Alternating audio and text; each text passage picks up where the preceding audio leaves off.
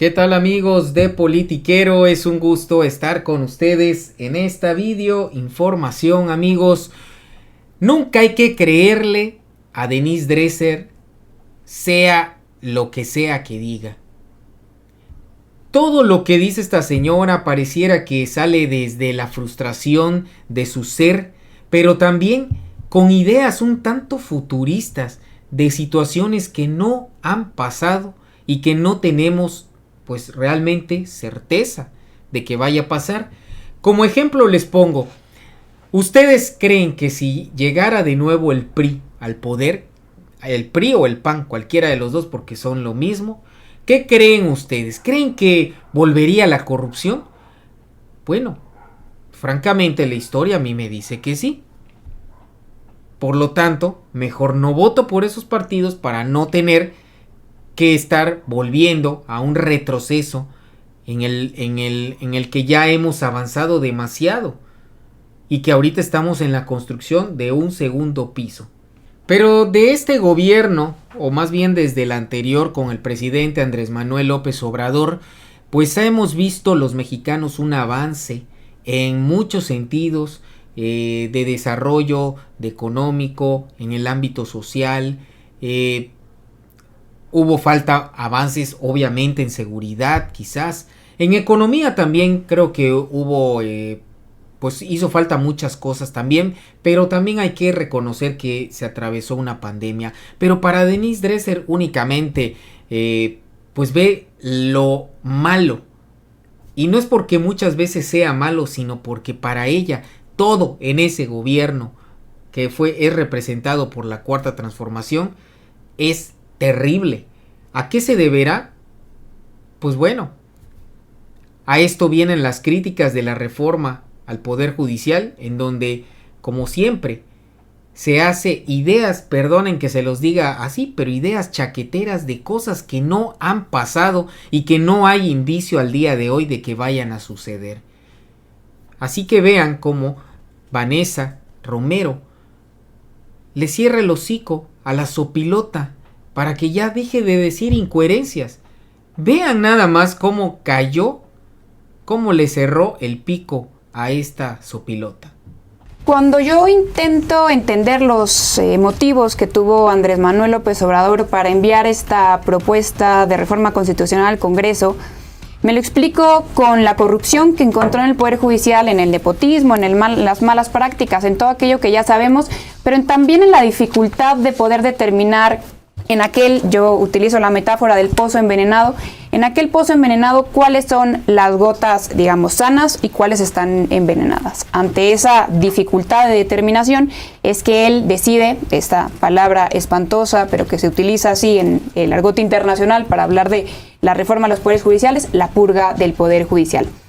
Yo reitero que mi posición personal era que lo mejor era ir sacando a las personas con base en evidencia respecto a su mal funcionamiento, nepotismo, corrupción, etcétera. Pero también reconozco el problema pragmático que hay en eso y para ello acudo a la reforma de 1994 de Ernesto Zedillo, que precisamente intentó eso. Lo que intenta Ernesto Zedillo es, recordemos que su propuesta original era también purgar todo el Poder Judicial, y lo que termina resolviendo como solución salomónica es que no se vayan todos, pero instauremos el Consejo de la Judicatura Federal, que precisamente tendrá que ir haciendo esta limpieza de a poco. Lo que hoy sabemos, tantos años después, es que este Consejo de la Judicatura Federal no hizo esa limpieza.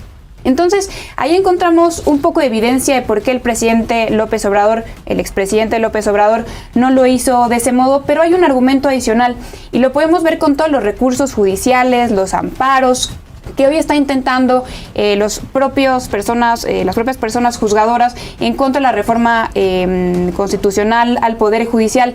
Es presumible que al haberlo intentado de este modo habría sido prácticamente inoperante, prácticamente pues inaplicable ante tantos recursos judiciales que hubieran intentado en contra de sus propios procedimientos sancionatorios. Ahora, respecto a la calidad de las personas juzgadoras que entrarán ahora al Poder Judicial, de la misma forma que yo no acepto el sofisma de falsa generalización en donde todo juzgador es corrupto, tampoco acepto el sofisma de que por la renuncia de Juan Pablo Gómez Fierro vamos a perder a todas las personas capaces para ser juzgadores en este país. Seguramente Juan Pablo Gómez Fierro entiende que ante la mala reputación que hoy le precede por las menciones por parte de Andrés Manuel López Obrador tantas veces en la mañanera, pues difícilmente resultaría electo. La solución más fácil para él y más mala reputación sensata para unos y excelente para otros. Así es, vaya, para el gran electorado, que es precisamente quien va a decidir a los próximos juzgadores, seguramente es complicado pensar que ganaría una elección.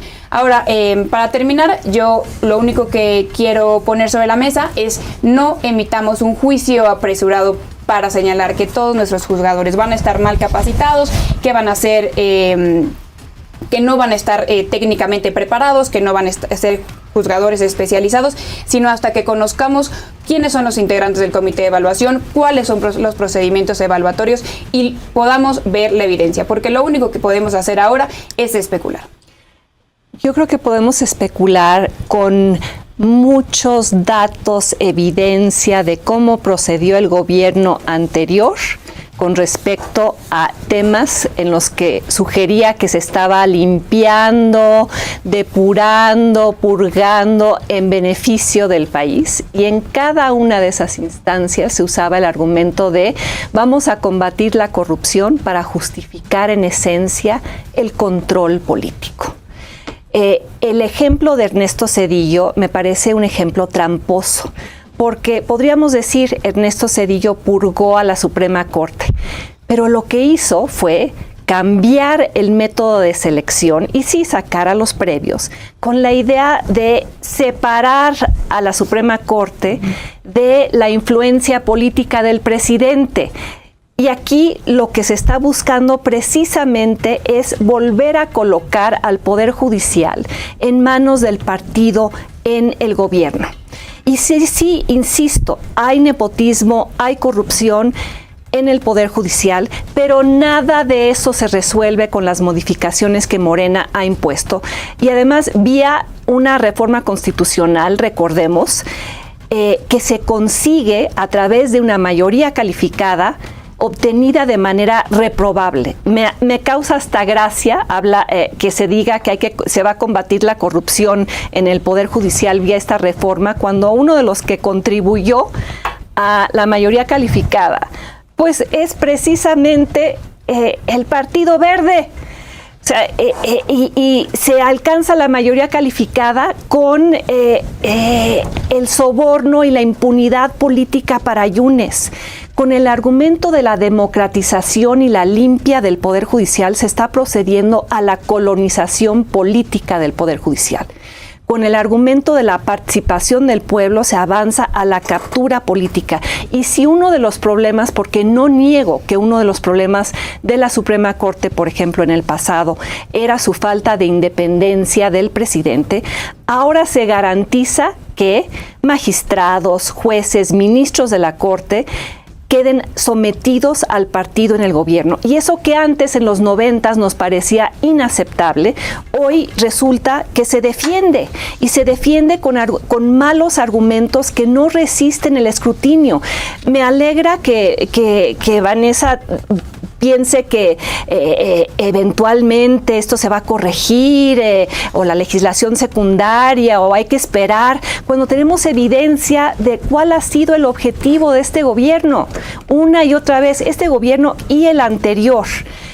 Creo que hay que poner los pies en la tierra y no vivir en esta esperanza de que el gobierno se va a contener, no va a politizar, va a seleccionar a los mejores perfiles. Sí ha tenido la oportunidad para hacerlo y eligió a Yasmín Esquivel, eligió a Lenia Batres, eligió a Loretta Ortiz, que abiertamente se declaran militantes del partido en el gobierno. Entonces, ¿cómo va a ser la justicia para la gente allá afuera? Pues si te acusan de un delito y te inventan pruebas falsas, un juez o una jueza electa por voto popular va a definir tu destino. No sabes si va a tener los conocimientos jurídicos o técnicos suficientes, porque en la convocatoria los requisitos son cartas de recomendación de tus vecinos. No sabes si va a ser independiente del partido en el gobierno o si está ahí por su lealtad, porque el tribunal disciplinario para eso va a existir, Vanessa, para que si tú das un fallo contrario al gobierno, una persona que está litigando contra el SAT, o incluso yo que he litigado contra el presidente López Obrador por la mañanera, si un juez falla a favor de un ciudadano en contra del gobierno, ese juez va a recibir inmediatamente la represalia del tribunal disciplinario partidista. Lo que sí sabrás como ciudadano es que si terminas encarcelado, que México sigue siendo el mismo México, porque el gobierno tenía la enorme oportunidad de realmente reformar el sistema de justicia, con toda la legitimidad política que le dieron los 36 millones de votos. Y en lugar de eso ha aceptado, ha impulsado una reforma que lo que busca es el control político y partidista de la tercera rama del gobierno. Rápidamente, que reconozcamos lo que estamos haciendo aquí es futureando, es especular respecto a la captura política y respecto a la poca capacitación de las personas juzgadoras.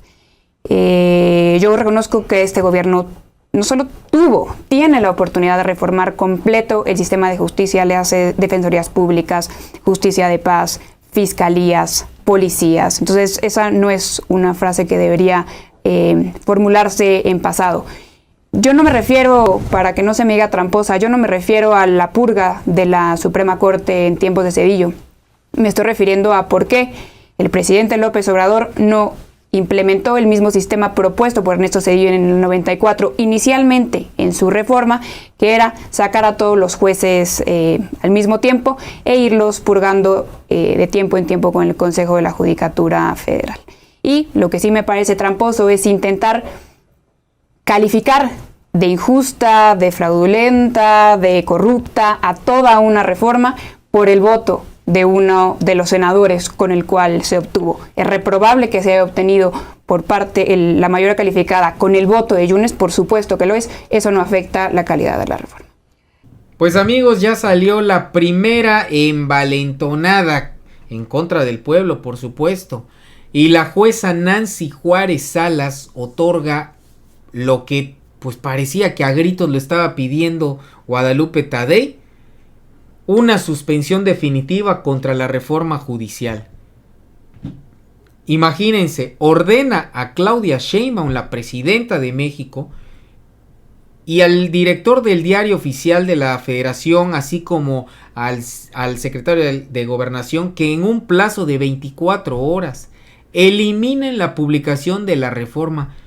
Imagínense, pues que la eliminen, ya está plasmado en la Constitución, así de sencillo. Digo, no es así, por supuesto, pero da risa de verdad todo lo que siguen intentando hacer para crear esta crisis constitucional y poder quedarse con esa narrativa que tienen de hacer ver a México ahora como si viviéramos en una dictadura donde hoy los mexicanos pueden salir y disfrutar de la vida, tienen más recursos, tienen más dinero, hay más negocios cada día, están llegando mayores inversiones. Pero aparte de eso, la amenaza de no cumplir la suspensión dará vista al Ministerio Público por el delito que establece la fracción tercera del artículo 262 de la Ley de Amparo. O sea, ya están subiendo de tono esta pelea, esta suspensión y esta amenaza hacia, imagínense, el director del Diario Oficial de la Federación y la presidenta de la República. Es decir, el Poder Judicial se siente amo, señor, por encima del Poder Ejecutivo. Pero no cualquier Poder Judicial. No estamos hablando de que sea Norma Piña. No, una jueza se siente por encima de una presidenta de México, la presidenta del Poder Ejecutivo.